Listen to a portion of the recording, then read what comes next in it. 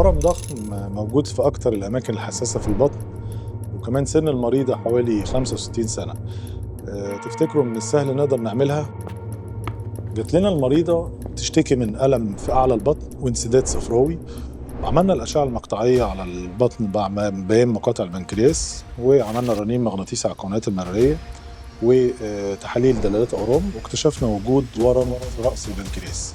بعد ما تأكدنا إن الورم مش منتشر بره منطقة البنكرياس، كان القرار إن احنا هندخل العمليات هنعمل استئصال جذري للورم مع مسافات أمان. طبعا أهل المريضة والمريضة نفسها كانوا قلقانين من العملية نظرا لخطورتها، بس طبعا بعد ما شرحنا لهم المخاطر العملية وكمان الحاجات اللي المريضة ممكن تستفاد منها، دخلنا أوضة العمليات مع الفريق الجراحي، والحمد لله نجحنا في استئصال الورم بمسافات أمان وبالغدد الليمفاوية، وعملنا توصيلة البنكرياس بالأمعاء وتوصيلة المعدة بالأمعاء والقنوات المرارية بالأمعاء. في الحالات ديت احنا بنشتغل بتقنية التعافي السريع Enhanced Recovery After Surgery، والمريضة خرجت بعد العملية بأسبوع واحد من المستشفى. اختيار الفريق الجراحي اللي عنده خبرة في جراحات البنكرياس وكمان المكان المجهز لإجراء العمليات ديت، بالإضافة للتوقيت السليم والصحيح لإجراء الجراحة، كل ده ساعدنا إن المريضة تخرج بسلام وتكتب لها عمر جديد.